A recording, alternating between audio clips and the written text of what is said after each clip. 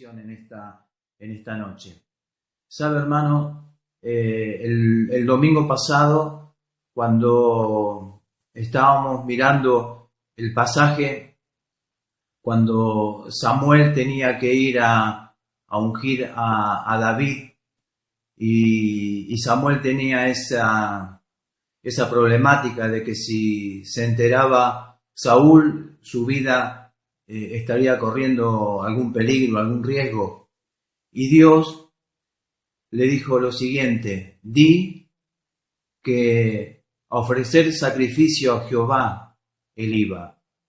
Y ahí yo me estuve basando que realmente uno tiene que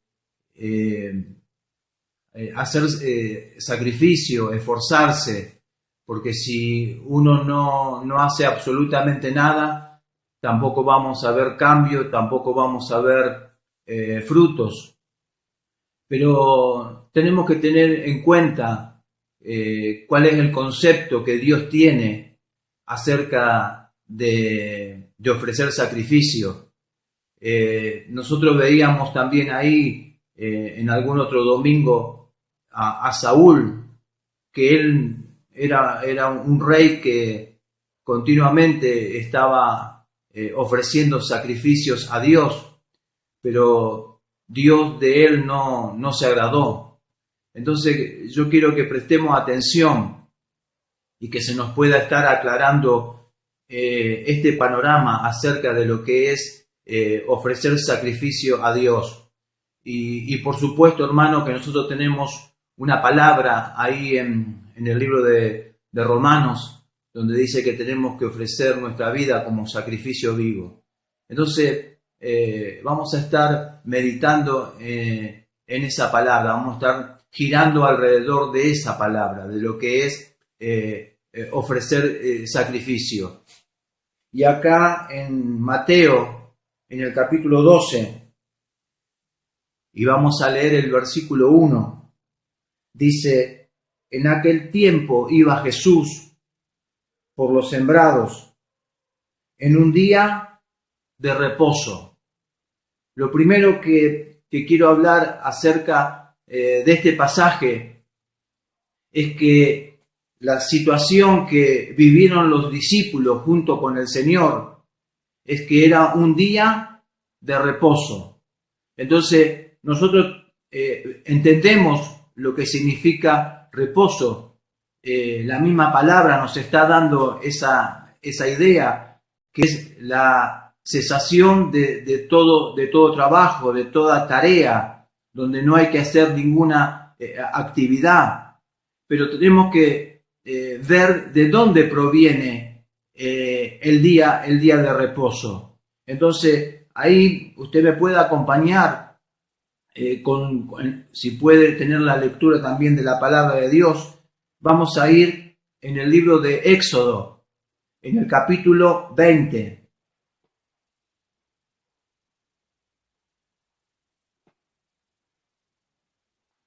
Capítulo 20, y vamos a leer el versículo 9. Y dice así.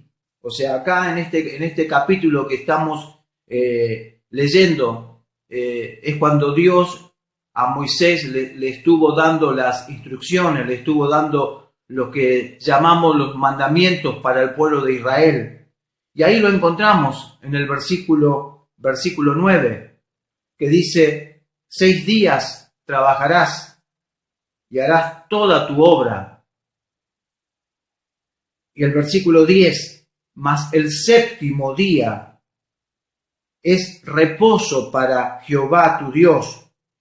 No hagas en él obra alguna, tú, ni tu hijo, ni tu hija, ni tu siervo, ni tu criada, ni tu bestia, ni tu extranjero que está dentro de tus puertas.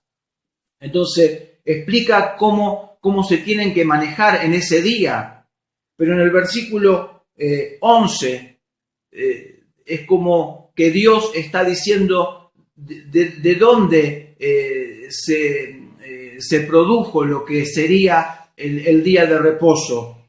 porque en el 11 dice, porque en 6 días hizo Jehová los cielos y la tierra, el mar y todas las cosas que en ellos hay, y reposó en el 7º día. Por tanto, Jehová bendijo el día de reposo y lo santificó. Entonces, nosotros entendemos que es un día declarado, es un día ordenado y que fue establecido por Dios. Ahora, tenía que ser guardado estrictamente. Y yo a veces pienso, ¿por qué Dios tenía que establecerlo como un mandato, establecerlo a través de una ley? Porque nosotros no somos muy diferentes a ellos o a la gente de aquel tiempo. Porque si el Señor lo daba como un consejo, hay gente que lo puede tomar, hay gente que no lo recibe. Entonces, para que toda la gente lo aceptara, el Señor lo estableció como una ley. Y mire, si nosotros lo comparamos con las leyes de tránsito que tenemos en nuestro país, y cuántas veces las leyes son para beneficiarnos, para protegernos, y así, aunque está en forma de ley, hay gente que las cumple, pero hay otras personas que no les importa. Entonces, fíjese que a los que conducen algún automóvil le dice que se coloquen el cinto de seguridad, o aquellos que manejan una moto que tengan su casco, y muchas veces el que lo obedece no lo hace por su seguridad, sino porque tiene temor a que le hagan una multa o a que le labren una infracción. Entonces, parece que nosotros, no sé si decirlo de esta manera, pero parece que fuéramos siempre hijos del rigor. O sea, si no nos hablan con una ley, es como que nosotros no estamos dispuestos a obedecer. Entonces, Dios estableció el día de reposo y lo hizo a través de un mandato, a través de la ley. Y mire, en Éxodo, en el capítulo 35, Éxodo 35, desde el versículo 1 vamos a leer. Dice, Moisés convocó a toda la congregación de los hijos de Israel y les dijo, estas son las cosas que Jehová ha mandado que sean hechas. 6 días trabajarás, mas el 7º día, mas el día 7º os será santo, día de reposo para Jehová, y cualquiera que en él hiciere trabajo alguno morirá. No encenderéis fuego en ninguna de vuestras moradas en el día de reposo.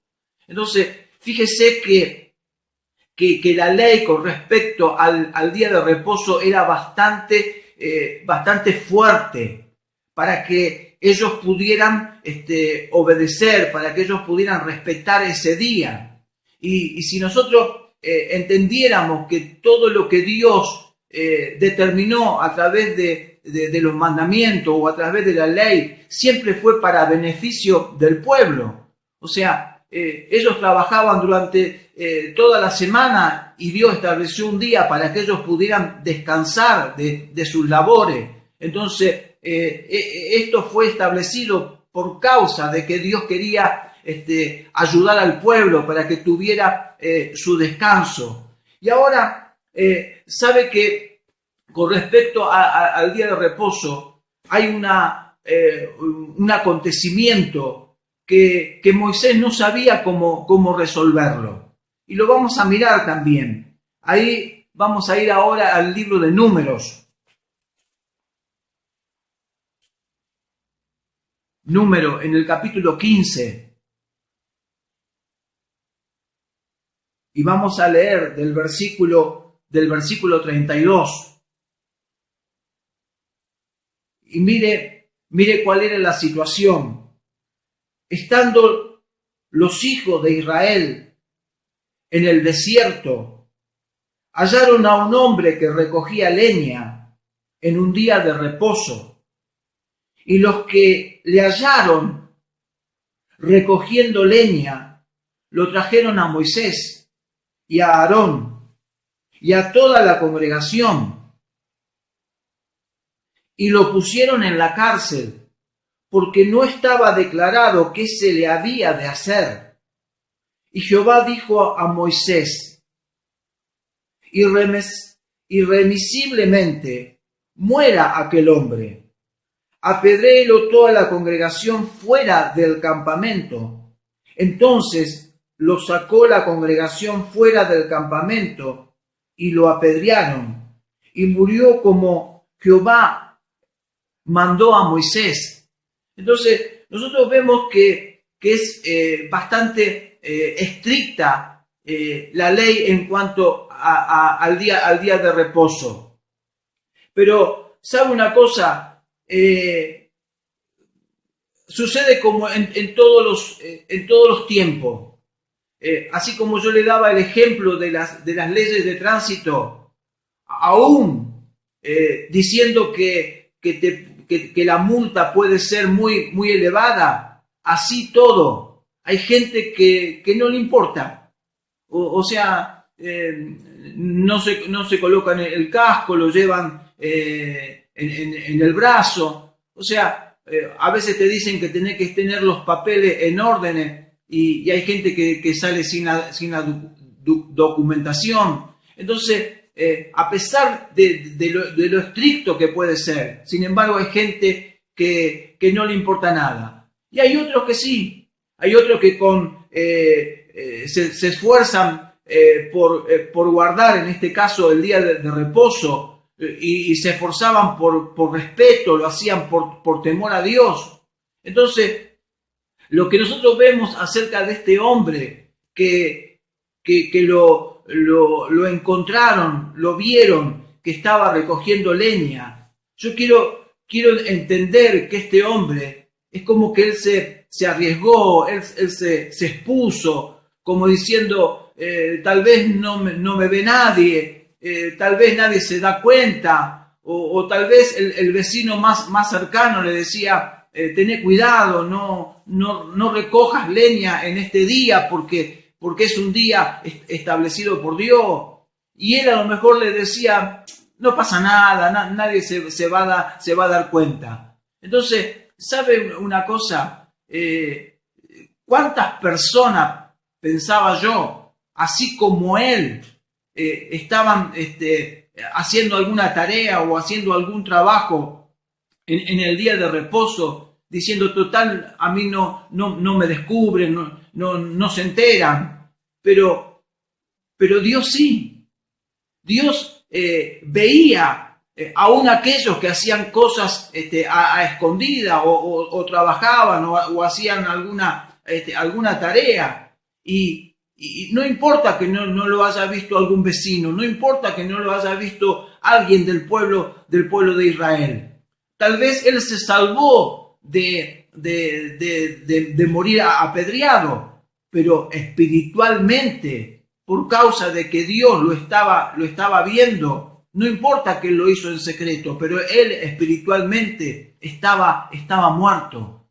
No tenía comunión con Dios. No había una relación de vida con Dios. Entonces, eso también es terrible. Entonces, si nadie te ve, pero tenemos que tener la seguridad y ¿cómo le puedo decir? La sensibilidad de saber que Dios nos está mirando, de que Dios está observando todo de nuestras vidas. Entonces, hermano, volvamos otra vez ahí al libro de Mateo. porque ahí dice que los discípulos iban con Jesús por un sembrado en el día de reposo. Y dice que sus discípulos, ahí en el capítulo 12 y el versículo 1, dice que sus discípulos tuvieron hambre y comenzaron a arrancar espigas. ¿Sabe, hermano? Eso sí estaba permitido. No había problema si pasaban por el campo de algún vecino y ellos tenían alguna necesidad de alimentarse, y si tenían que arrancar las espigas, era válido, porque estaba permitido también por Dios. El tema era que cuando ellos arrancaron las espigas, era día de reposo. Y como en el día de reposo no se podía hacer ninguna actividad, el hecho de estar arrancando las espigas es como que ellos estaban haciendo una tarea de estar cosechando. Entonces dice que comenzaron a arrancar las espigas, dice el versículo, y a comer. Entonces, en el versículo 2, dice que viéndolo los fariseos, le dijeron: he aquí tus discípulos hacen lo que no es lícito hacer en el día de reposo. Entonces, ¿sabe? Estos fariseos eran los que formaban el equipo religioso de aquel tiempo. Ellos eran parte, y ellos eran los encargados de hacer, guardar o que respetaran la ley. Entonces ellos estaban atentos a esas cosas, así como a ese hombre que lo encontraron recogiendo leña. Alguien del pueblo lo vio y fueron y lo llevaron delante de Moisés y de los ancianos. Y acá fueron los fariseos los que vieron a los discípulos estar arrancando las espigas para comer. Entonces, ¿sabe lo que yo veía en esta palabra? Que estos hombres que estaban encargados de que se cumpla la ley, estos hombres se volvieron gente inflexible. Ellos también se volvieron gente muy estricta para que no se transgrediera la ley, para que guardaran ese día. Entonces ellos se volvieron de esa manera. Y mirando la palabra del Señor, hay algunas características que habla acerca del carácter de los hombres. Y está hablando que en los últimos tiempos se van a ver esta clase de personas. Pero lo que más nos llama la atención acerca del carácter de las personas es con gente que están en el ambiente espiritual. Entonces eso es lo llamativo, porque los que estaban ahí siendo inflexibles no eran gente común, eran gente que pertenecían a la religión de aquel tiempo, eran fariseos. Entonces mire, en el libro de Segunda de Timoteo, me gustaría que usted me pueda acompañar. Segunda de Timoteo.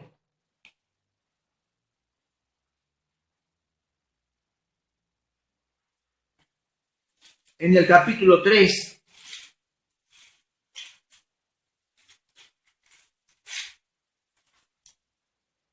Segunda de Timoteo, capítulo 3.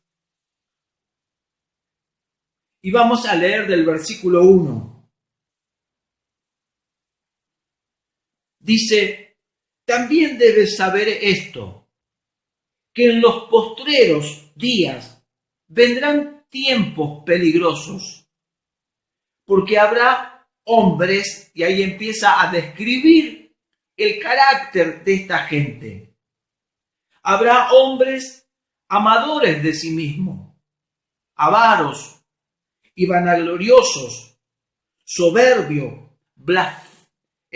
blasfemos, desobedientes a los padres, ingratos, impíos, sin afecto natural, implacables, calumniadores, intemperantes, crueles, aborrecedores de lo bueno, traidores, impetuosos, infatuados, amadores de los deleites más que de Dios, porque de estos, el versículo 5, dice, tendrán apariencia de piedad, pero negarán la eficacia de ella.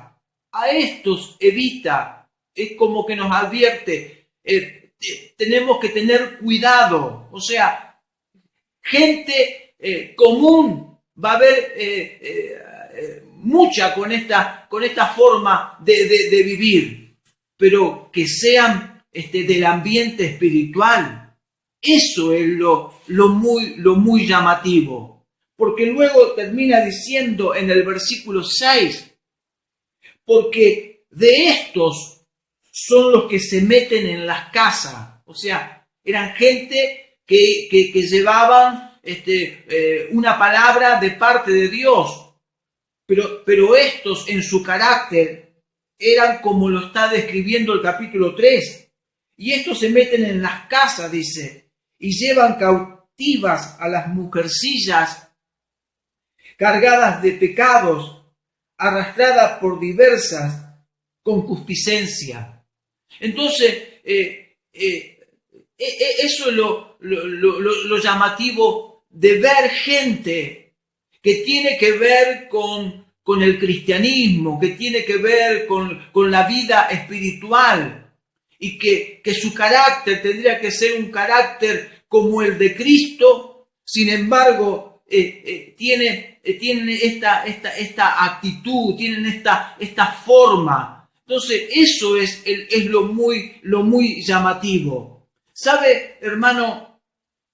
A mí, no sé, me preocupa lo que dice en el libro de Apocalipsis, de cuando le está hablando a la iglesia de Éfeso.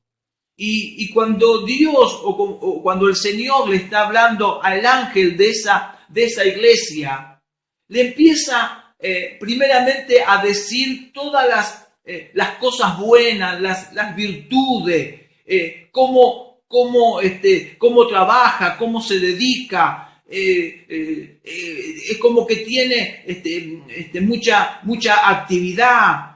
No, es más, no soporta a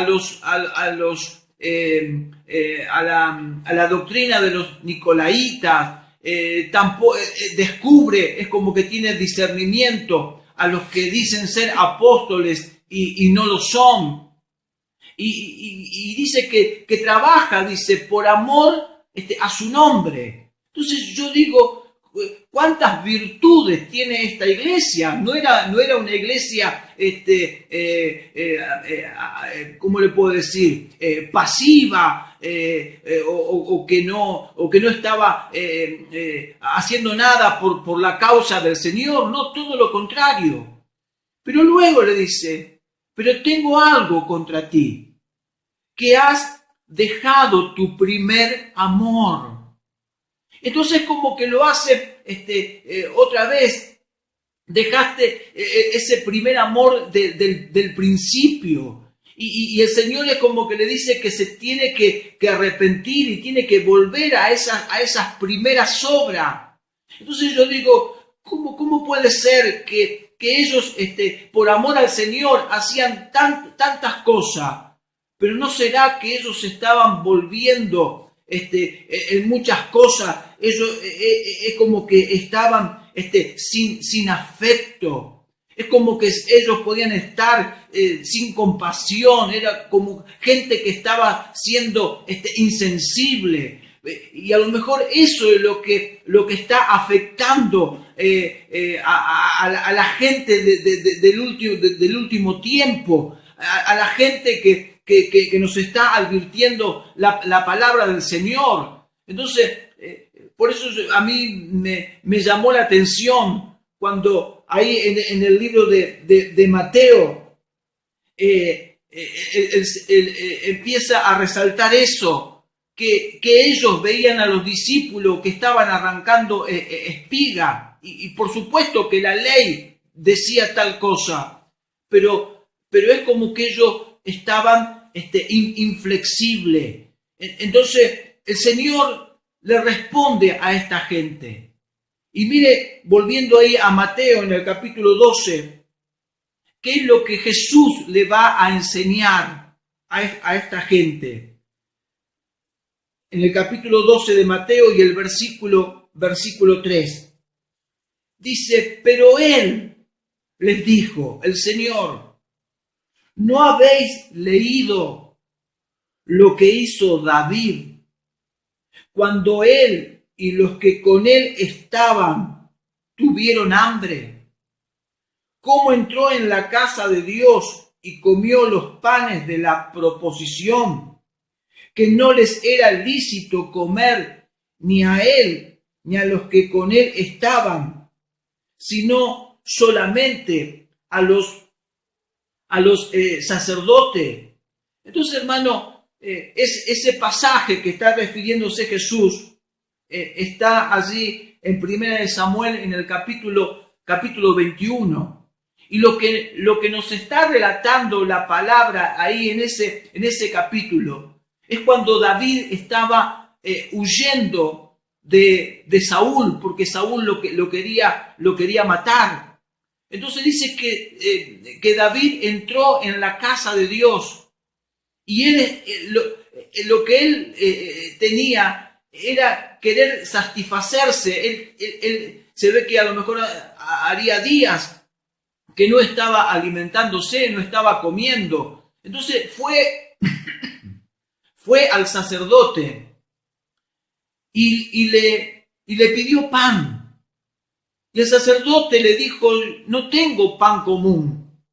El único pan que yo tengo es el pan de la proposición. El único pan que yo tengo es el pan sagrado. Y el único que podía participar del pan sagrado eran los que servían en el altar. Y el sacerdote se lo explicó. Pero el sacerdote no actuó como los fariseos. No le dijo, mirá, no te voy a dar porque la ley dice tal cosa. Sino que parece que hizo a un costado, por decirlo así, a un costado dejó la ley para dar lugar a la sensibilidad. Y entonces le dio, perdón porque me pica la garganta. Entonces él fue, el sacerdote en aquel tiempo fue más sensible que los fariseos, porque le permitió comer de ese pan sagrado, del pan de la proposición. Entonces, ¿sabe una cosa, hermano? Es que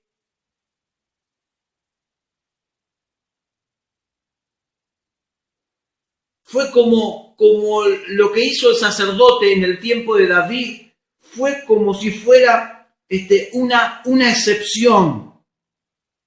Lo que él hizo, el sacerdote, fue tener sentido común, el ayudar, el tener piedad, el ver la necesidad, lo que los fariseos no tenían. O sea, ellos tenían la ley, pero ellos eran implacables. Entonces, eso es lo que nosotros tenemos que estar viendo en este tiempo, nosotros que tenemos la palabra. Entonces, miren lo que dice ahí en Mateo 12 y el versículo 9. Versículo 9. Dice, pasando de allí, vino a la sinagoga de ellos, y he aquí, había allí uno que tenía seca una mano, y preguntaron a Jesús para poder acusarle. O sea, otra vez los fariseos, ¿es lícito sanar en el día de reposo? Él les dijo, ¿qué hombre habrá de vosotros que tenga una oveja? Y si ésta cayera en un hoyo en día de reposo, ¿no le eche mano y la levante? Pues cuánto más, dice, vale un hombre que una oveja. Por consiguiente, es lícito hacer el bien en los días de reposo. Entonces, lo que Jesús le estaba diciendo es verdad, es día de reposo, pero ustedes conocen la ley, pero hay que estar usando el sentido común, hay que estar usando de la piedad, entonces de querer ayudar. Entonces, hermano, lo que a mí me llevaba a pensar cuando esto eran tan así, tan tajante, pero el sacerdote que le permitió comer a David del pan sagrado, ¿sabe? Él usó de eso, usó del sentido común. Si yo le digo que no, voy a estar afectando la vida de salud. Él necesita comer, él necesita alimentarse. Y con esto, hermano, yo no quiero decir que nosotros vamos a estar manipulando la voluntad de Dios a nuestro antojo. No es ese el sentido. O sea, el Señor acá está enseñando algo y nosotros lo vamos a estar viendo en los próximos minutos. ¿Sabe una cosa? Con respecto a esto de no estar, el sacerdote no estaba manipulando la voluntad de Dios. Y ayer me vino justo un ejemplo. Yo tenía una impresora que al final se descompuso, no se pudo arreglar, y era la impresora que yo usaba con la notebook, y entonces cada vez que yo imprimía no tenía ningún problema, pero a raíz de eso necesité tener otra impresora, pero para colocar la impresora con la notebook es como que la computadora tenía que registrar a esa nueva computadora. Y como no lo podía solucionar, me acordé de un técnico que sabía tener mi hermana. Él siempre le estaba atendiendo su computadora. Y agarré y lo llamé. Entonces le digo, ¿cómo podemos hacer para conectar la impresora a mi notebook? Entonces él me dijo, mira, tenés dos opciones. Una, dice que vos me los traigas, la computadora y la impresora, me la traigas a mi casa y se va a demorar un poco menos de 72 horas. Y la otra, me dijo, es hacerlo vía online. Y cuando él me dijo así, bueno, entonces me empecé a interesar, porque él no va a domicilio por causa del COVID-19. Entonces él me dice, mirá, vos tenés que descargar un programa en la notebook. Entonces nos pusimos de acuerdo en un horario y él me llamó por WhatsApp y comenzó a darme las indicaciones. Entonces me dijo, ahora descarga este programa. Se llama AnyDesk. Y bueno, yo seguí las indicaciones. Y me dice, yo voy a empezar a ingresar a tu computadora. Y voy a empezar a tener el control de ella. Entonces cuando yo descargué el programa, él me decía, bueno, ahora permitime entrar en tu notebook. Y bueno, cuando yo le di el permiso, él comenzó a manejar el cursor del mouse. Y él comenzaba a mover las páginas, a abrir, a cerrar, a entrar en un programa. Llegó a donde estaban las impresoras, la conectó y me dice, bueno, ahora después entró en el Word, escribió algo en el Word y me dijo, yo ahora voy a imprimir. Y yo no hacía absolutamente nada. O sea, mis manos estaban quietas. O sea, él a la distancia, porque él vive en la zona norte de Rosario, él hizo todo. Él tenía el control y pudo conectarme la impresora con ese programa, la pudo conectar a la distancia y me imprimió una hoja. Y yo la verdad que estaba asombrado. Por supuesto, yo le permití para que él me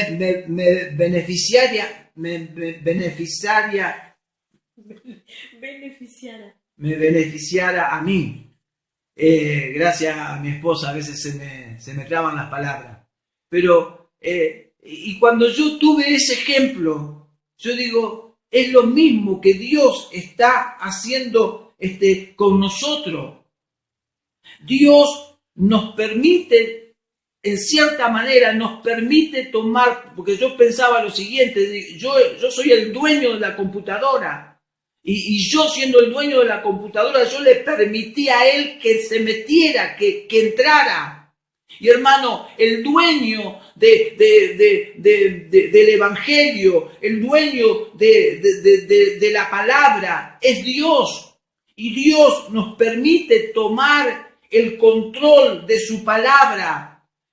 ¿Me entiende? Dios nos permite tomar el control de su palabra, pero para hacer bien. Dios nos permite tomar el control de su palabra para poder bendecir a la gente. Entonces, hermano, los fariseos tenían la palabra, los fariseos tenían la ley, pero la actitud que tuvieron contra los discípulos del Señor fue una actitud desacertada. Entonces, hermano, ¿sabe una cosa?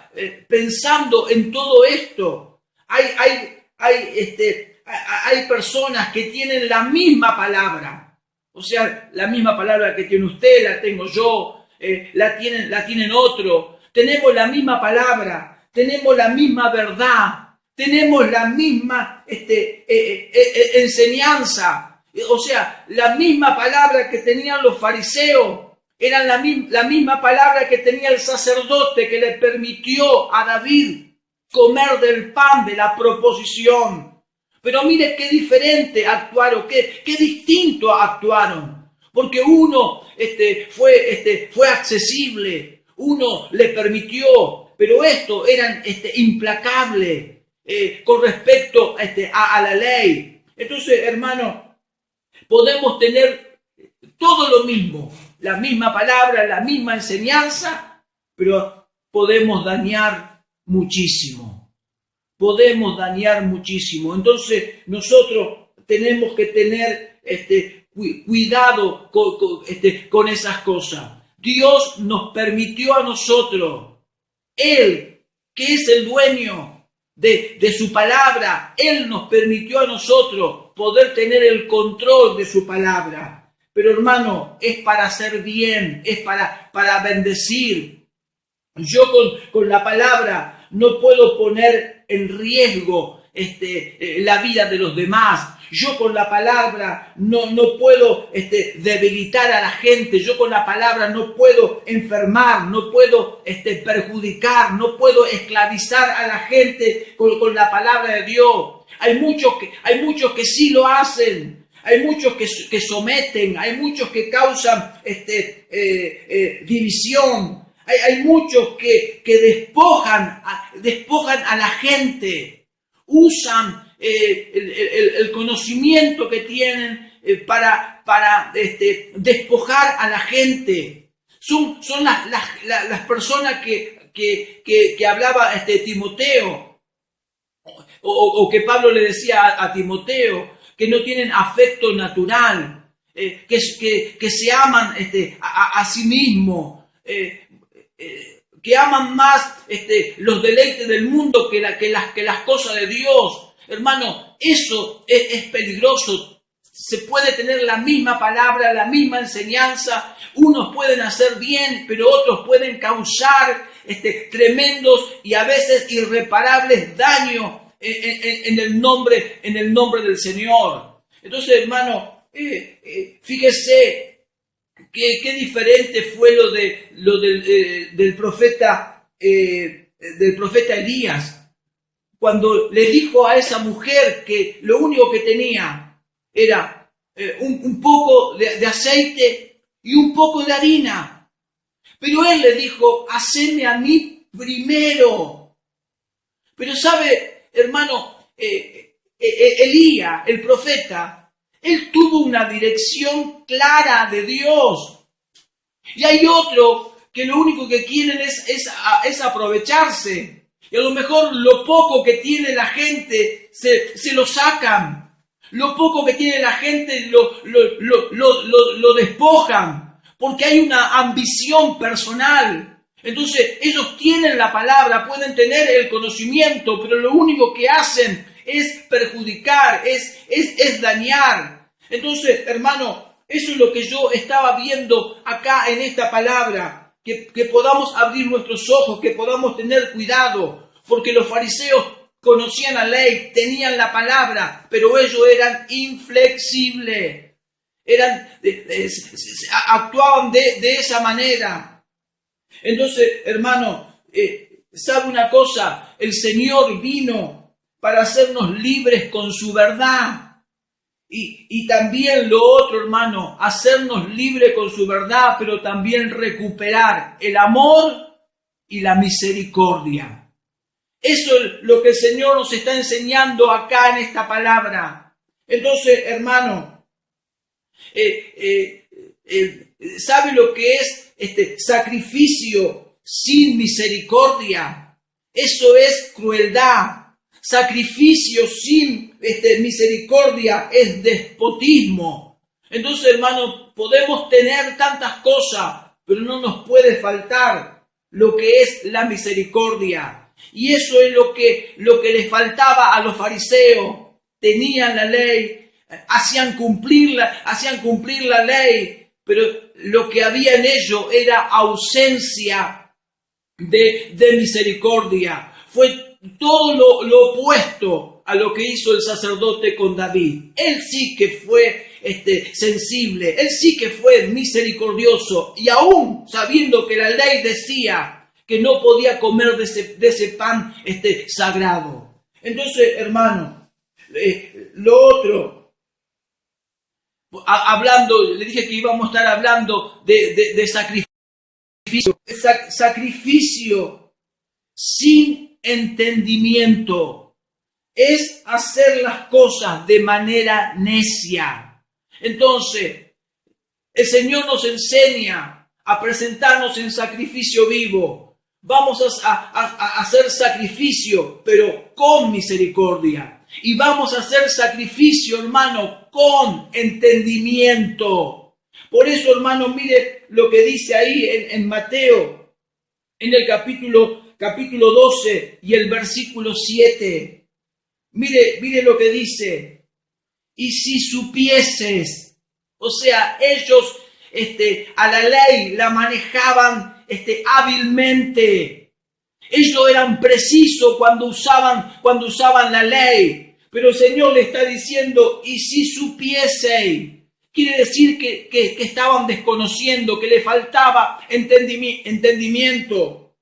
Entonces dice, y si supieseis qué significa misericordia quiero y no sacrificio, no condenaríais a los inocentes. Entonces cuando dice eso, misericordia quiero y no sacrificio, está hablando de que tenemos que hacer sacrificio, pero con entendimiento. Cuando lo hacemos sin eso, sin el entendimiento, eso es peligrosísimo. Cuando una persona no sabe o no tiene en claro lo que está haciendo con la palabra, cuando le está impartiendo a otra persona, si no lo hace con entendimiento, hermano, eso es peligrosísimo. Lo mismo, hermano, dice en Mateo, en el capítulo 23, si usted me quiere acompañar en la lectura, Mateo capítulo 23 y el versículo 23, dice, ay de vosotros, escribas y fariseos, hipócritas, porque diezmáis la menta, o sea, una vez más, conocen la ley, diezmáis la menta, la practicaban, diezmáis la menta y el eneldo y el comino, pero dejáis lo más importante de la ley, la justicia, la misericordia y la fe. Esto era necesario hacer sin dejar de hacer aquello. Por eso, hermano, Jesús fue claro. Jesús está enseñando a esta gente, muchachos, ustedes conocen la ley, pero están desconociendo, no aprendieron lo que es la misericordia. Entonces Dios, el Señor les está tratando de enseñar, hay que recuperar el amor y hay que recuperar la misericordia. Entonces, hermano, ahí en el libro de Hebreos también me gustaría leer, porque ahora vamos a apuntar a lo que es que el sacrificio que nosotros hagamos tiene que ser con entendimiento. Ahí en el libro de Hebreos, en el capítulo 13, Hebreos capítulo 13,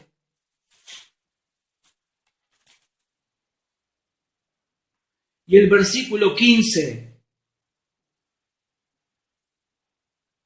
Mire lo que dice. Así que ofrezcamos siempre a Dios por medio de Él sacrificio de alabanza. Mire la expresión que encontramos, sacrificio de alabanza, es decir, fruto de labios que confiesen su nombre. En primer lugar, lo que nos está diciendo es un sacrificio de alabanza. Y cuando uno ve la palabra sacrificio, tenemos que entender que acá no hay nada obligado, que acá no hay que hacer nada de mala gana, diciendo, uy, tengo que alabar, tengo que invocar el nombre del Señor, y la verdad que me siento obligado, la verdad que no tengo gana. No, porque el sacrificio, la palabra sacrificio tiene otra connotación, porque lo vemos en la vida de nuestro Señor Jesús. Jesús no se sacrificó para ir a la cruz porque lo estaban presionando, porque lo estaban obligando. Él no fue de mala gana, sino que la palabra de Dios dice que fue llevado como cordero al matadero. O sea, Él puso su vida. Hermano, lo mismo cuando Abraham tuvo que ofrecer a Isaac, el que iba a ser sacrificado, en ningún momento él se resistió, en ningún momento él estuvo renegando, él se dejó poner en ese altar donde lo iba a sacrificar. Entonces, hermano, el sacrificio tiene que nosotros hacemos sacrificio de alabanza y que tiene que ver también con frutos de labios que confiesen su nombre. Hermano, esto no es así tan simple. Bueno, invoco su nombre, canto, como si fuera algo tan fácil o tan sencillo. Porque, hermano, la palabra de Dios también nos enseña que en el pueblo de Israel ellos adoraban, pero dice que adoraban de labios y su corazón dice que estaba lejos de él o lejos de Dios. Entonces, hermano, cuando habla de frutos de labio, también me está hablando de una vida que tiene una relación íntima con el Señor. Me está hablando de una persona que está sembrada en el Señor, que permanece en el Señor y que el Señor permanece en él. Hay un trato, hay una relación. Entonces, de esa relación, de esa vida que está sembrada en Cristo, sale ese fruto de labio. Sale ese fruto de alabanza. Entonces, hermano, mire ahora en el Salmo 47. Vaya por favor al Salmo 47.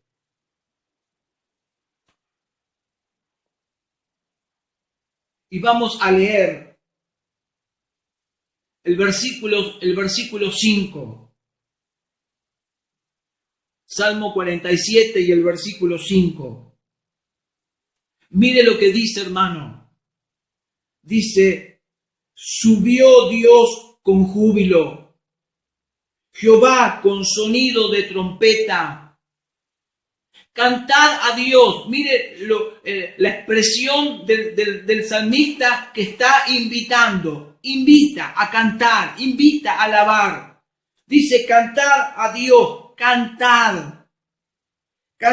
a nuestro Rey, cantad, porque Dios es el Rey de toda la tierra. Pero mire cómo termina el versículo 7, dice, cantad con inteligencia. Quiere decir, hermano, que si mi canción, mi alabanza, yo no lo estoy haciendo con inteligencia, no lo estoy haciendo con entendimiento, si yo no estoy sabiendo lo que estoy haciendo, si lo hago como si fuera algo automático, hermano, eso no funciona. Eso no suma ni para mí ni para el reino de Dios. Entonces, cuando nosotros ofrecemos sacrificio de alabanza, fruto de labio que confiesen su nombre, nosotros lo tenemos que hacer con entendimiento. Por eso, hermano, ahí en Romanos 12 dice que nuestro culto es un culto racional. Sé lo que estoy haciendo, sé a quién me estoy dirigiendo, sé a quién estoy elevando mi canción, sé a quién estoy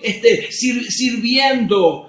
Sé que Él está presente en cada acto de mi vida. Lo reconozco en todo momento, lo reconozco en todos mis caminos. Entonces yo lo estoy haciendo con entendimiento. Si no lo hacemos con entendimiento, esto no puede funcionar. Y por último, hermano, vaya al Salmo 50. Salmo 50. Y vamos a leerlo. Me gustaría que usted me acompañe. Si usted puede tener su Biblia abierta, usted lo pueda leer. El Salmo 50. Y vamos a mirar del versículo 1. Es solamente leerlo y resaltar algunas palabras de este salmo. Dice en el versículo 1. El Dios de dioses, Jehová, ha hablado y convocado a la tierra, desde el nacimiento del sol hasta donde se pone. De Sión, perfección de hermosura, Dios ha resplandecido. Vendrá nuestro Dios y no callará. Fuego consumirá delante de él y tempestad poderosa le rodeará. Convocará a los cielos de arriba y a la tierra para juzgar a su pueblo. Dice, juntadme mis santos, los que hicieron conmigo pacto con sacrificio. Y los cielos declararán su justicia, porque Dios es el juez. Y Dios le habla a su pueblo. Y mire, en el versículo 7, Dios le está hablando a Israel, y es como que hay dos clases de gente, diferentes actitudes, diferentes comportamientos, pero Dios les va a hablar al pueblo de Israel. Entonces le dice, oye, pueblo mío, y hablaré. Escucha, Israel, y testificaré contra ti. Yo soy Dios, el Dios tuyo. No te reprenderé por tus sacrificios, porque evidentemente Israel ofrecía sacrificios a Dios. No te reprenderé por tu sacrificio, ni por tus holocaustos que están continuamente delante de mí. No tomaré de tu casa becerros, ni machos cabríos de tus apriscos, porque mía es toda bestia del bosque y los millares de animales en los collados. Conozco a todas las aves de los montes, y todo lo que se mueve en los campos me pertenece. Si yo tuviese hambre, no te lo diría a ti, porque mío es el mundo y su plenitud. ¿He de comer yo carne de toros o de beber sangre de machos cabríos? Y el Señor le dice, sacrifica a Dios alabanza y paga tus votos al Altísimo e invócame en el día de la angustia, te libraré y tú me honrarás.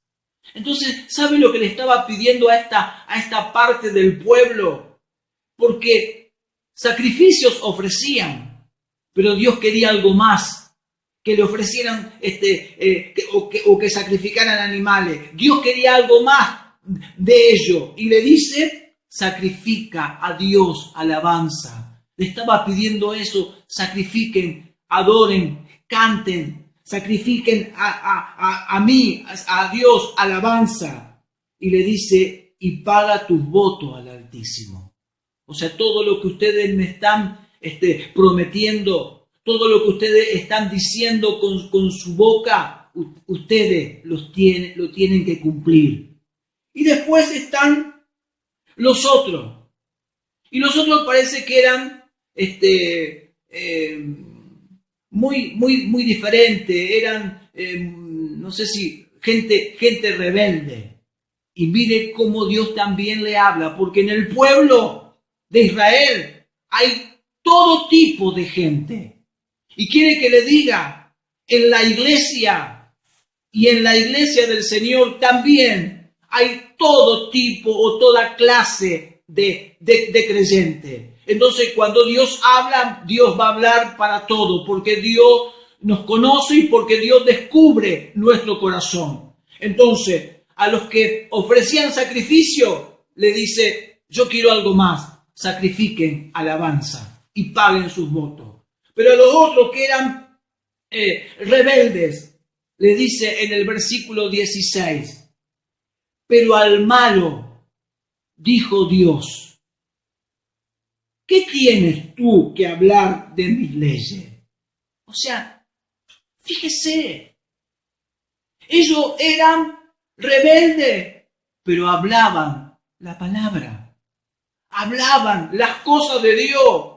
¿Y usted cree que Dios no está atento a eso? Entonces le dice, ¿qué tienes tú que hablar de mis leyes?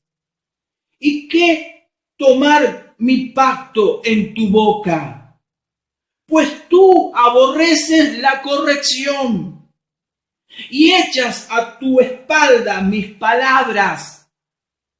Si veías al ladrón, tú corrías con él, y con los adúlteros era tu parte. Tu boca metías el mal, y tu lengua componía engaño.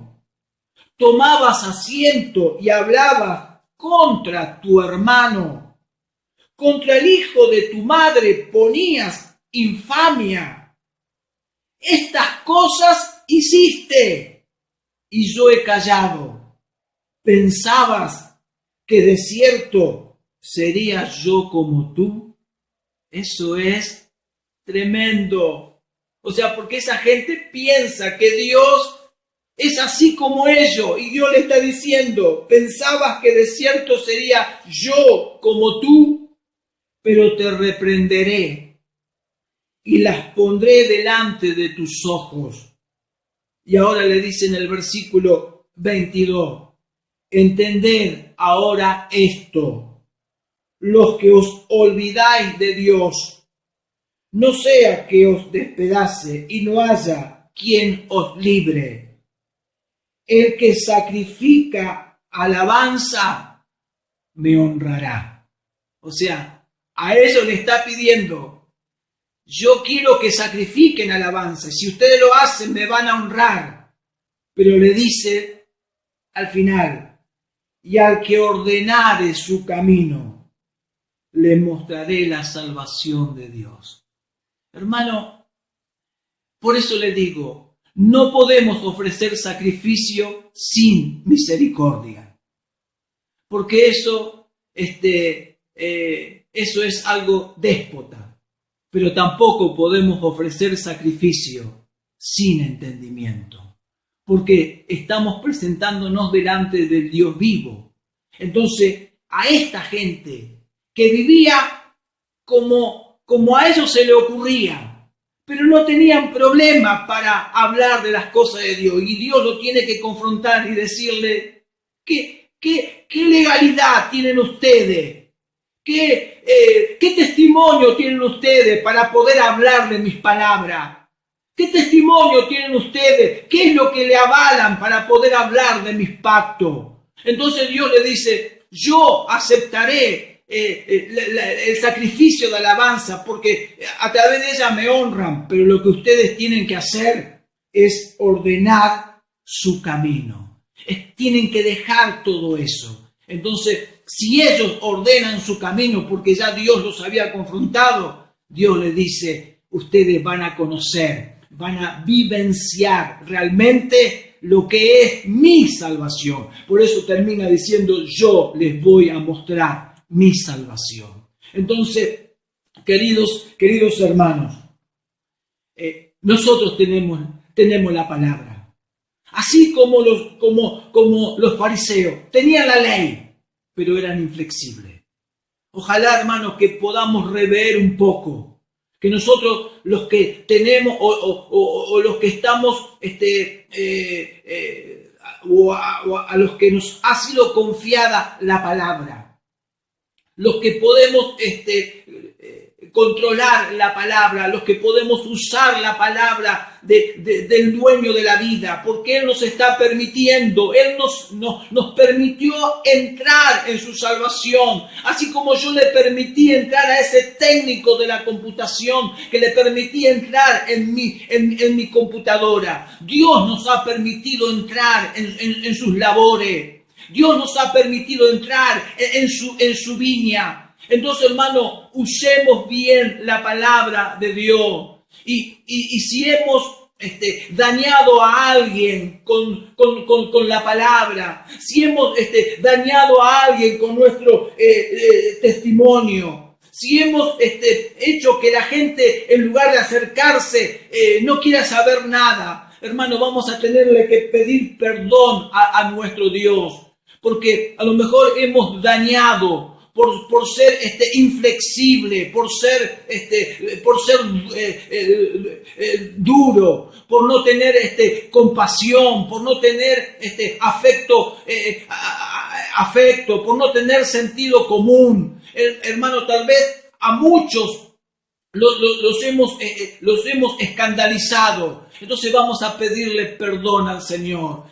Querida iglesia, nosotros tenemos la palabra, nosotros tenemos el conocimiento, pero no nos puede faltar ni la misericordia y no nos puede faltar tampoco el entendimiento, porque si lo hacemos sin entendimiento, siempre vamos a estar perjudicando a alguien. Entonces, hermano, yo creo que no solamente la gente va a recibir nuestro conocimiento, la gente va a apreciar mucho más, pero mucho más, el amor de Dios que está en tu vida, la misericordia de Dios que está en tu vida, la compasión y la sensibilidad hacia los demás. Entonces, hermano, Dios nos permite tener la palabra para hacer bien. Hace bien con la palabra. Hace bien, bendecí a la gente con la palabra, bendecilo con tu testimonio. Y si te diste cuenta que todo lo que estabas haciendo en este tiempo, lo que hacías para el Señor,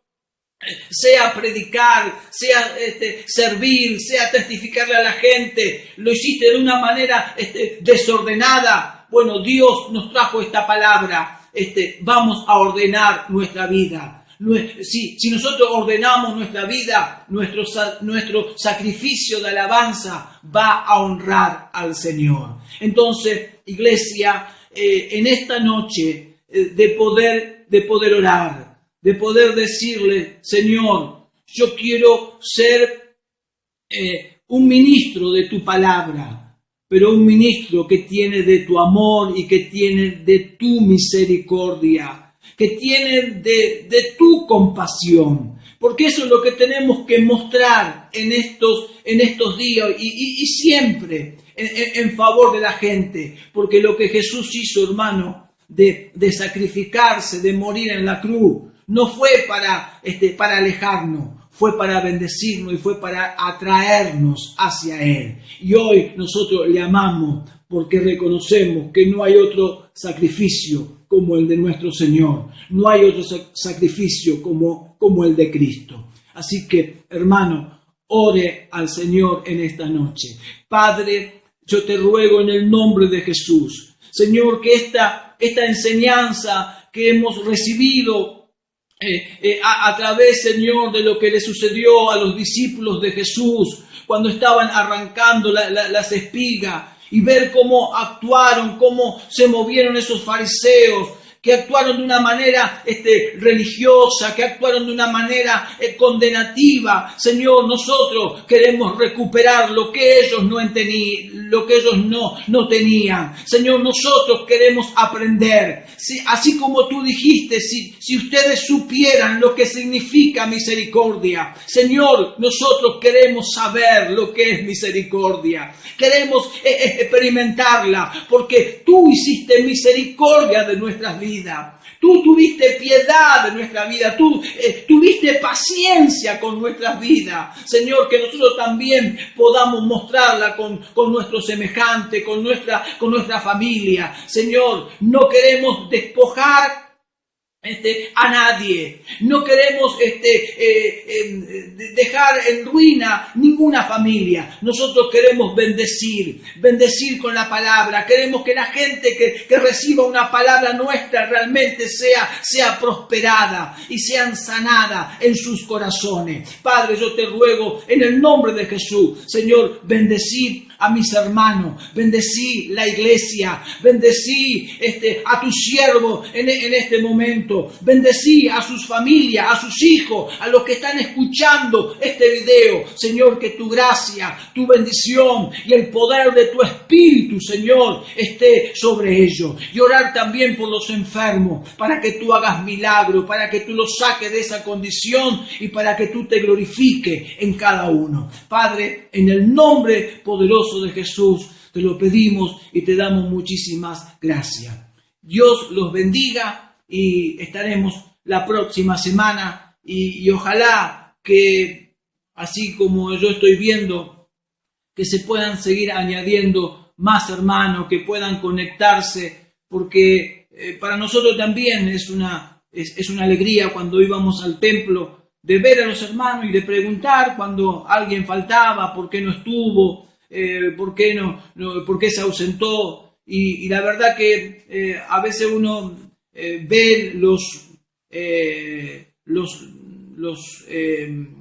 las amistades que tiene el grupo y ver la poca cantidad que se está conectando, a uno también es como que no sé si decir lo desanima, pero uno quisiera que estén todos. Uno quisiera que estén todos, así como cuando uno desea que estén en el templo, que estemos todos atentos ahí, que respetemos el horario y que sepamos que estamos perteneciendo a una casa, que estamos perteneciendo a un ministerio y que Dios nos ha dado un Padre para que nos pueda ministrar. Sé que habrá muchos predicadores, sé que habrá muchos hombres de Dios con otra palabra, con otra altura, con otra revelación, pero es la casa donde Dios me puso a ministrar y me alegraría de que todos pudieran estar conectados. Dios lo bendiga y nos vemos la próxima semana.